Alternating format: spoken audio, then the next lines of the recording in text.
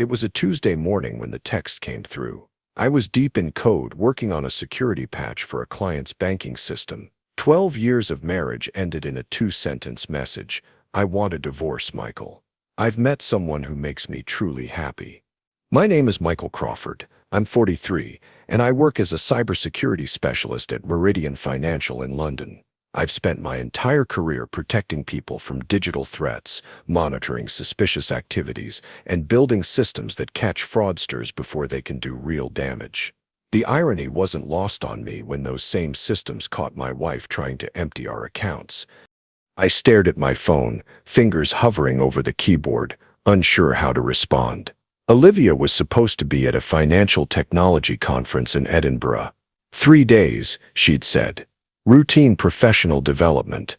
Before I could formulate a response, a second text arrived. I've already transferred our savings to my personal account. You can keep the house in Hampstead. I won't need it anymore. My stomach dropped, but not for the reason you might think. I opened our banking app and saw exactly what I expected. A series of pending transactions, all flagged in red. The system was already doing what it was designed to do. I typed back 7 words. I hope you find what you're looking for. That was it. No argument. No pleading. Just acknowledgement. Then I went back to work, monitoring the real-time alerts popping up across my laptop screen. Every joint account we owned ran through consolidated security monitoring, a system I'd built myself after witnessing too many clients lose everything to digital theft. Savings, investments, pension funds, even the private account Olivia thought I couldn't see, everything was protected by the same security protocols I designed for high-net-worth clients. When she initiated those 6-figure transfers, she triggered multiple security gates. The system didn't care about emotions or marriage status. It saw large sums moving without proper dual authentication. The bank's anti-fraud measures activated automatically. By noon, my phone lit up with system notifications. Not messages from Olivia, but automated alerts from our bank's security system. Large transfer canceled, security review initiated. Account temporarily frozen pending investigation. I didn't smile. I didn't feel satisfaction. I simply closed the alerts and returned to my work. Another client needed protection from someone trying to take what wasn't theirs. Olivia's phone would start buzzing soon enough. She'd try to access the money and find herself locked out of everything. The system has no sympathy for hasty decisions. I'd learned that lesson watching countless clients' panicked faces when they discovered their accounts frozen during fraud investigations. Money doesn't care about love, betrayal, or timing. It follows rules. And Olivia had just broken several of them. We'd been married for 12 years. Met at university, both studying computer science, though she'd pivoted to finance while I specialized in security. We were the perfect match according to our friends. The technical genius and the financial wizard. You're too paranoid about security, she'd say after I'd triple-check our network privacy settings. Someone has to be. I'd respond quietly. It worked for us. I managed our digital security while she built her career at Lambert Financial Group. She traveled frequently, conferences in Manchester, seminars in Brussels, networking events across Europe. Always for the company, always essential to her advancement. The warning signs appeared gradually, like fog rolling in over the Thames. 6 months ago, she stopped asking about our investment portfolio. 4 months back, she created a new email account without mentioning it. 2 weeks ago, she complained that my home office took up too much space. You don't really need all these monitors, do you? My colleague Oliver had noticed it at our anniversary dinner last month. Olivia seems distracted, he whispered while she was in the ladies' room. Everything all right, just work pressure, I'd explained. But Olivia wasn't stressed. She was planning. While I maintained our consolidated financial monitoring system, something I'd built after a major bank's security breach cost their customers millions, she had been studying it too. Learning its patterns, looking for weaknesses, except my system didn't have weaknesses. Every account connected, every transfer monitored, not from distrust, but from habit. Years of stopping fraud attempts had taught me how money moves when people don't want it traced. The night before she left for Edinburgh, she'd been unusually interested in our savings. "How much do we have in total now?" she'd asked over dinner. "About £620,000 between all accounts," I'd said. "Why?" "Just curious. The market's been good to us." Now that curiosity made perfect sense, she'd been calculating her exit strategy. I thought about calling her parents in Oxford, her best friend Charlotte, maybe even my own brother in Manchester. But what would I say? "Your daughter tried to empty our accounts and got caught by fraud detection." It sounded absurd. Like something from one of those true crime podcasts Olivia was always listening to. Instead, I made myself dinner, reviewed some work, checked the system alerts one final time. The transfers remained flagged. The security investigation would take 5 business days before releasing or returning the funds. Olivia had gambled on speed, hoping to access everything before I noticed before the system caught up. She'd forgotten that in our years together, I'd never once overlooked a security detail. The call came Thursday afternoon at 2:15. "Michael, my cards aren't working." Her voice carried that controlled edge I recognized from conference calls when investors asked difficult questions. Mild annoyance masking panic. "What do the accounts show?" I asked calmly. "They're all frozen." "How are they all frozen?" "Right. The large transfers triggered the fraud detection system." I heard her breathing, then silence. "What did you do?" Her voice had hardened. "I didn't do anything," I said truthfully. "The security system flagged unusual transfers from protected accounts. Banking regulations require review for large withdrawals without proper dual authorization." More silence. "How long?" 5 business days. "Perhaps longer if they find issues." She hung up without another word. I sat in my home office looking at the system alerts and sipped my tea. Something fundamental had shifted in me. Not anger, not exactly betrayal, just clarity.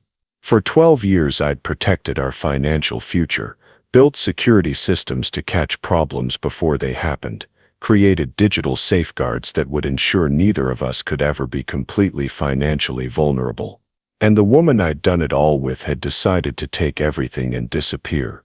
But the money wasn't what hurt. It was the efficiency of her betrayal. Text message, transfer, goodbye. Like closing a corporate acquisition, I pulled up our portfolio on my secure server.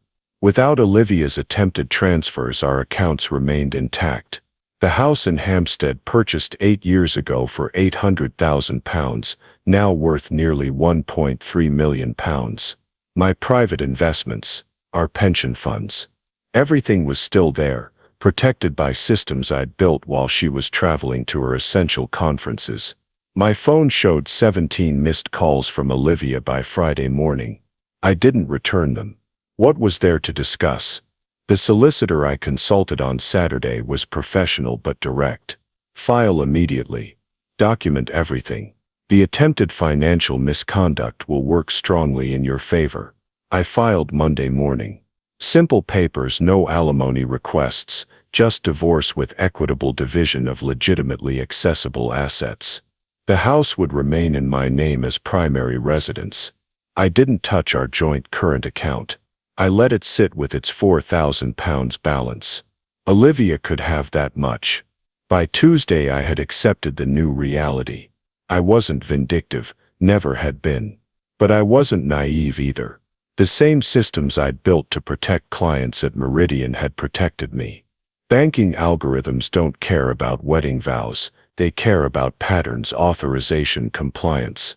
And Olivia had violated every protocol while thinking she was being clever. I went to work focused on client security. Had lunch at my desk, implemented new firewall protections. The irony wasn't lost on me. The weekend came. I cleared out the guest room that had doubled as Olivia's home office, packed her clothes, boxed up photos. Not from anger, from practicality. The life I'd known had ended with a text message, but the systems I'd put in place had endured. Sometimes the best security measures are those you hope you'll never need. Sometimes they save you without you even asking.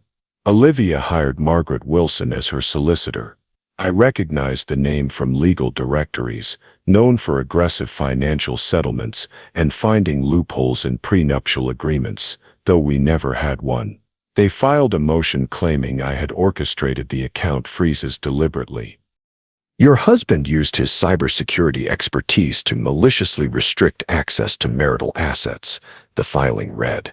I met with my solicitor, Thomas Blackwell, a former bank compliance officer himself. He read the motion and laughed. They're claiming deliberate manipulation when the evidence shows automated system responses. Bold strategy. The hearing was scheduled for 2 weeks out. Meanwhile, Olivia called the house 23 times on Sunday night. I finally answered after midnight. Michael, you need to call the bank. Tell them the transfers were authorized. I'm stranded. Where? Paris. Paris isn't Edinburgh. Silence followed. It's complicated. I'm sure it is, I said. Did you call your conference organizers? Your boss at Lambert? Don't be difficult, she snapped. This isn't about them. Just curious, since you were supposedly at a work event. The line went dead. Monday brought unexpected developments. My security monitoring system flagged something new. Olivia had attempted to open credit accounts using our joint address. 4 applications in 3 days. All declined due to the pending fraud investigation. She was caught in a financial trap of her own making. No accessible funds, credit frozen, travel options limited to whatever cash she had on hand. Tuesday, Margaret called me directly. This is getting excessive, Mr. Crawford. Your wife needs basic living expenses. She's welcome to use the joint current account. £4,000 is sitting there untouched. That's hardly reasonable. It's what we've always kept for emergencies. She considered £620,000 reasonable to transfer without discussion. Margaret hung up without further argument. Wednesday brought revelations through unexpected channels. James Harrington, Olivia's director at Lambert Financial, called with concerns. Was Olivia actually at our Edinburgh conference? HR has no record of her registration. I considered lying, protecting her even now. You'd have to ask her directly. She hasn't returned my messages. We've also noticed irregularities in her expense reports. My stomach turned. Not just personal betrayal, professional misconduct too. I can't speak to that. Understood. But if she contacts you, never mind. Thank you, Michael. The bank's investigation expanded. Their security team contacted me directly. Mr. Crawford, we've identified multiple unusual transfers between corporate and personal accounts over the past 14 months, all from the same device ID. Olivia hadn't just attempted to take our savings. She'd been siphoning company funds too. My carefully constructed life shattered completely. Every foundation I'd counted on, marriage, trust, basic honesty, was compromised. But I hadn't pushed her toward deception. I'd simply built systems that caught it when it happened. Thursday morning, Margaret filed an emergency motion for temporary living expenses. The judge scheduled a quick hearing for Friday. I prepared methodically, printing bank statements, security alerts, historical transaction patterns. My cybersecurity training took over. Evidence speaks louder than accusations. The night before the hearing, Olivia texted, "I never wanted it to happen like this." I didn't respond. Apologies after attempted financial decimation rang hollow. Friday arrived cold and damp. At the courthouse, I saw Olivia for the first time since her conference departure. She looked diminished somehow, her usual confidence replaced with something approaching fear. "Why?" she whispered in the corridor outside the courtroom. "Why did you do this?" I studied her face, searching for the woman I'd built a life with. Do what? Notice, have security systems that work? Or are you asking why you tried to take everything? She had no answer. The hearing lasted 22 minutes. The judge reviewed the security reports, noted the automated nature of the holds, ruled that access to the joint current account was sufficient for basic needs during the investigation. Olivia left the courtroom empty-handed. Her plan had backfired completely. The following Monday, I received an unexpected visitor at my office. Inspector Caroline Bennett, from the Financial Conduct Authority, appeared at reception. "Mr. Crawford, we've uncovered evidence of systematic fraud involving your wife and several corporate accounts. We need your expertise." "I'm not involved in any fraud," I said immediately. "We know, that's precisely why we need your assistance. Your personal security system flagged patterns we missed in our initial review." Over coffee in our conference room, Caroline revealed the scope. Olivia hadn't acted alone. Richard Ellis, another executive at Lambert Financial, had helped establish a complex web of transfers. They'd been moving client investment funds into personal accounts for nearly 2 years. Your security alerts triggered an internal audit that led us to investigate their entire division. How much? Preliminary estimate: around £4.3 million across various accounts.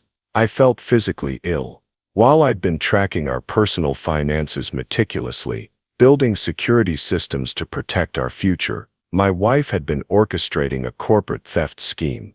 The betrayal ran deeper than a failed marriage. What happens now? Criminal investigation. Your personal accounts are already being separated from the corporate fraud case. But we need documentation showing your lack of knowledge or involvement.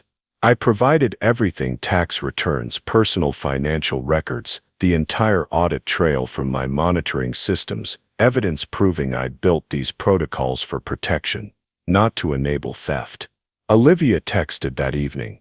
"They're saying it's criminal charges. They think I took millions." I didn't respond. What could I possibly say? Tuesday brought more revelations. Our estate agent, William Cunningham, called about unusual inquiries. "Someone's been asking about putting your house on the market. Pre-approved cash buyer. Price set at £800,000. £800,000. We bought it for that 8 years ago. It's worth at least £1.3 million now. Richard Ellis made these inquiries. Said he represented you and your wife." The pieces connected. Olivia and Richard hadn't just stolen money. They'd been planning to sell our house at its original purchase price to an accomplice buyer, then flip it for its current market value, pocket the difference as part of their escape plan.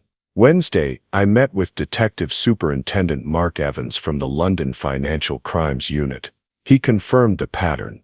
They targeted properties owned by corporate employees, created artificial pressure to force below-market sales. Your security system detected transfer anomalies that uncovered the entire scheme. How many victims? 15 families so far. Your case provides the cleanest evidence trail we have. I thought of those 15 families. People like me who trusted, who followed rules, who believed in systems while others found ways around them. Thursday, Olivia's attempt to access the frozen funds through an emergency court order failed. Her solicitor requested a meeting. "Your client needs to prepare for criminal indictment," Thomas Blackwell explained. "The fraud investigation has expanded far beyond marital assets." Margaret looked shaken. "Wire fraud, conspiracy, potential racketeering charges, if they establish an ongoing criminal enterprise. Olivia would face significant prison time, not just for trying to steal from me, but for systematic theft from her employer and coordinated property fraud."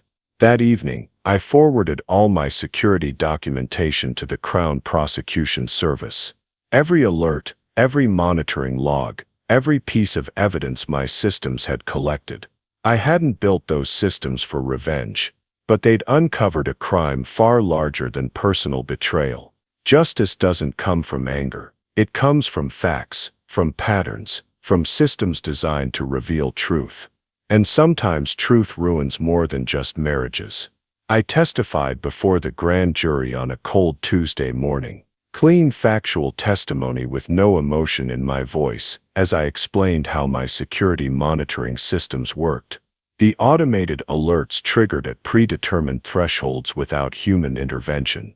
The prosecutor appreciated the technical precision. "Did you ever access your wife's accounts without permission?" "No. The system monitored joint accounts only.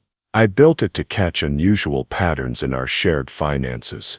3 hours of testimony, details about every alert, every security protocol, how the system differentiated normal from suspicious activity. Olivia's potential sentence grew clearer. The Crown Prosecution Service outlined charges, multiple counts of wire fraud, conspiracy, and embezzlement. 15 years minimum if convicted.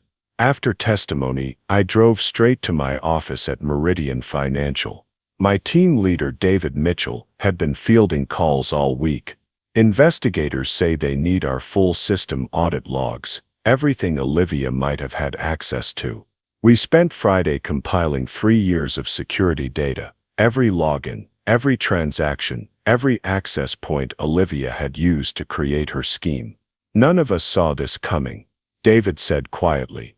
Nobody did. That's why these systems exist. The weekend brought unexpected peace. Investigators seized Olivia and Richard's devices, accounts, external drives. The evidence mounted hourly. Sunday afternoon, Margaret called, "Michael. Olivia wants to offer information about larger financial crimes. She's prepared to name names if charges are reduced. That's between her and the prosecutors. They might ask about marital reconciliation as character evidence." I thought carefully. Tell them our marriage ended when she tried to empty our accounts. The rest is just data. Monday, I received formal notice. The banking investigation was complete regarding marital assets. All funds would be returned to their original accounts. The joint current account would be split equally. Tuesday brought finality. Criminal indictments issued. Olivia, Richard, and 4 other Lambert employees charged with running an organized financial fraud scheme across southern England.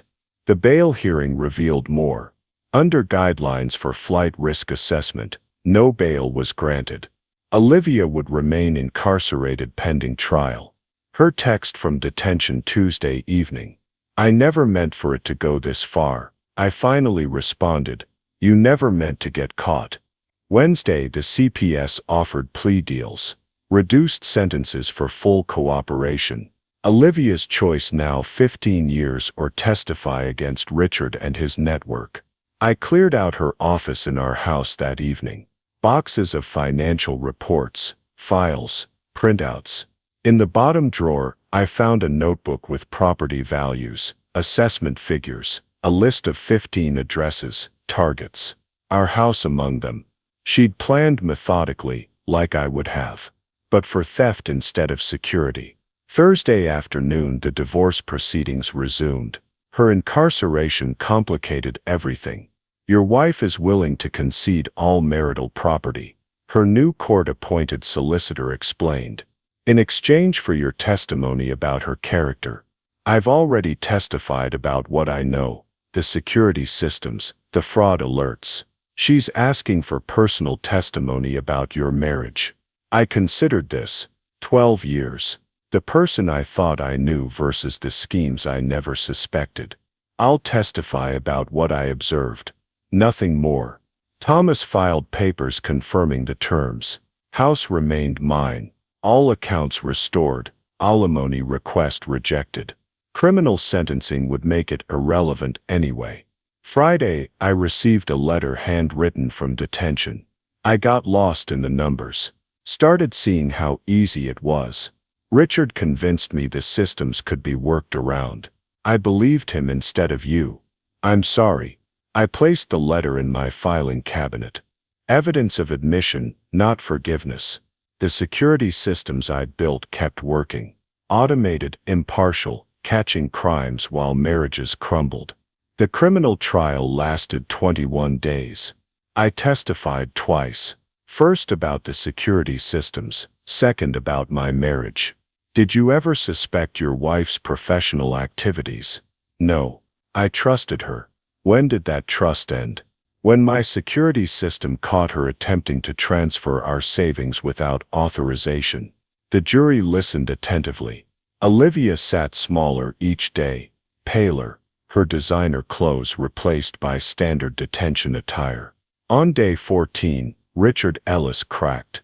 Plea deal accepted. Full cooperation in exchange for 8 years instead of 20. He detailed everything.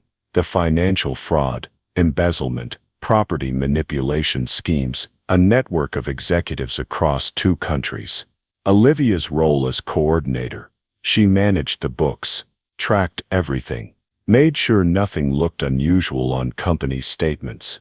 Ironic. She'd learned financial discipline from living with me, used it for criminal enterprise instead of security. The prosecution played recorded calls. Olivia's voice clear. Michael's too focused on his own systems. He'll never check my work accounts. My wife of 12 years betting on my respect for her privacy to enable her crimes. Day 21 brought the verdict. Guilty. 14 counts of wire fraud, 6 counts of conspiracy, 3 counts of embezzlement. Sentencing set for 1 month later. I walked out of the courthouse directly to my car.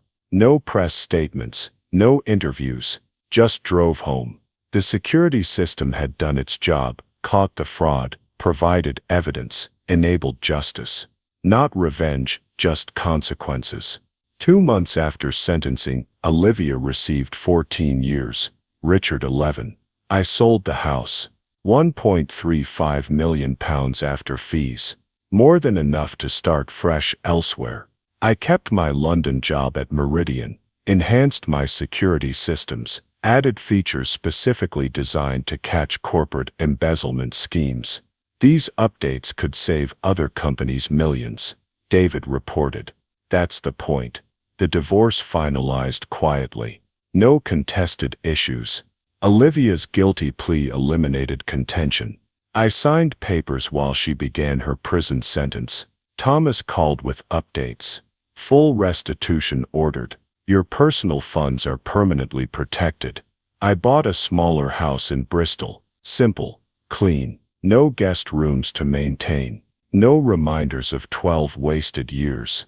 Started teaching part-time at the University of Bristol. Cybersecurity course twice weekly. Real cases, real lessons. Trust but verify, I told students. Systems protect when people can't. Occasionally received letters from prison. Olivia's remorse deepening with isolation. I didn't respond, didn't visit, didn't forgive. Not cruelly, just completely. The systems operated without emotion, algorithms catching patterns. Mathematics revealing truth. I learned to live the same way. 3 years later, morning rituals established, simple breakfast, security checks automated, drive to work without detours to avoid memories. Sometimes past the Lambert Financial Building during weekend walks. New management, fresh start. 15 families received restitution, learned to trust carefully. Life continued. Orderly. Systematic, protected. The lesson carried forward. Betrayal happens. Theft occurs. Systems endure. And sometimes justice arrives through algorithms rather than emotions. I'd made peace with that mathematics.